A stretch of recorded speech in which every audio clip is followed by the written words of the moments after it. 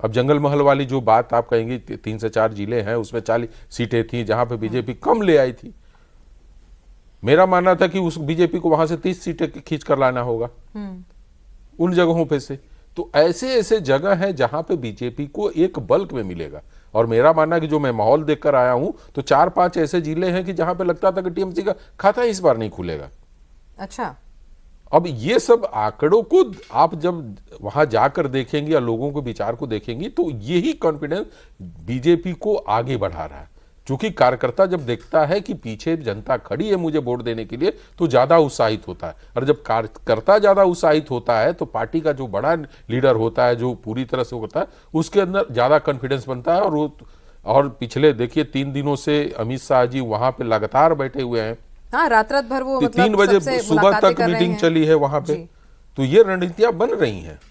और सरकार में हर बार हम लोग अपने प्रोग्राम में ये बोलते हैं कि सिर्फ वहां पे आप हिंसा को रोक दीजिए, बीजेपी के लिए वो सबसे बड़ा वोट है। यानी कल जब पोलिंग होगी तो ये भी देखना दिलचस्प होगा कि भाई कितना शांतिपूर्ण चुनाव होता है, कितना वोटर टर्नआउट होता है, कहां से हिंसा की खबर आती है। क्योंकि अभी तो हिंसा की खबरें जिस तरह से आ रही हैं प्रचार के दौरान ही, तो वो अपने आप में ही सवाल खड़े कर रही हैं।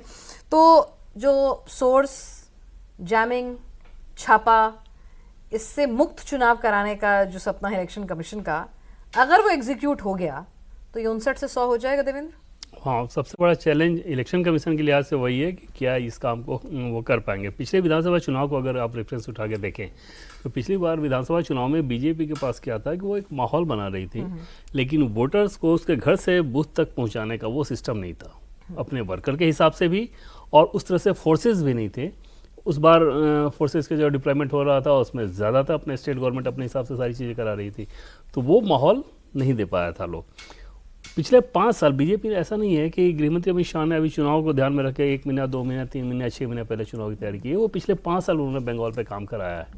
ये अलग बात है कि वो पर्दे के पीछे रहकर वो लोग काम करते थे। कम से कम 300 हार्ड टाइमर अच्छे नेता जो कि पूर्व सांसद या सांसद भी रहे हों, तो वो 3-4 महीने पहले से तो लगातार वहाँ कैंप ही किए हैं। 4 महीने में वो अपने घर भी नहीं गए, और 5 साल में एक कमियाँ जो रह गई थी ना, उसको दूर करने पर इन लोगों ने काम किया।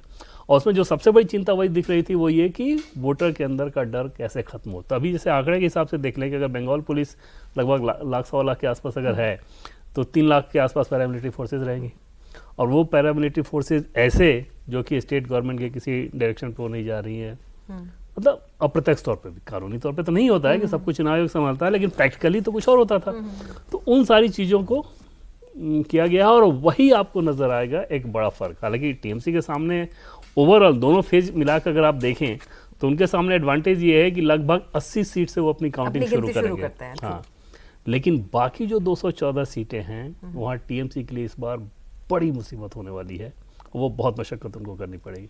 यानी माहौल तैयार है। अब बात यह है कि वो छापा, सोर्स, जैमिंग ये सब करते हुए आप किस तरह से अपने वोटर को सुरक्षित तरीके से आप बूथ पर ले आए, और बूथ पर भी सब कुछ ठीक ठाक चलता रहा है। वो जो लंच आवर वाला काम है वो सब नहीं हो, तो अब तभी सोचो आप पिनाज की कोविड के दौर में पिछला विधानसभा चुनाव होता है और 82% वोटर टर्नआउट हो जाता है। हाँ, किन लोगों ने वोट किया? 82%। नहीं, आज भी टीएमसी के एक नेता से मैं एक दूसरे शो में मुखातिब हो रही थी, तो वो इतने ओवर कॉन्फिडेंट थे कि आपको पता नहीं है 80% से ज्यादा का वोटर टर्नआउट होगा, रिकॉर्ड टूटेगा और हम जीतेंगे। इस बार परसेंटेज तो अच्छा इस लिहाज से होगा कि जो टोटल नंबर ऑफ वोट्स थे वो तो कम हो गए हैं, और बाकी फ्री एंड फेयर इलेक्शन अगर हो रहा है, वोटर के अंदर कॉन्फिडेंस दिया जा रहा है। बहुत सारे वीडियो आपने देखे होंगे कि फोर्सेस के लोग गांव में जा रहे हैं, गांव में जाके इस बात को कह रहे हैं कि आपको किसी से डरने की जरूरत नहीं है, जो आपको डराएगा उसको हम लोग गाड़ देंगे, या इस तरह की बात है। कॉन्फिडेंस देने वाली, बूस्ट करने वाली भी चीज़ है।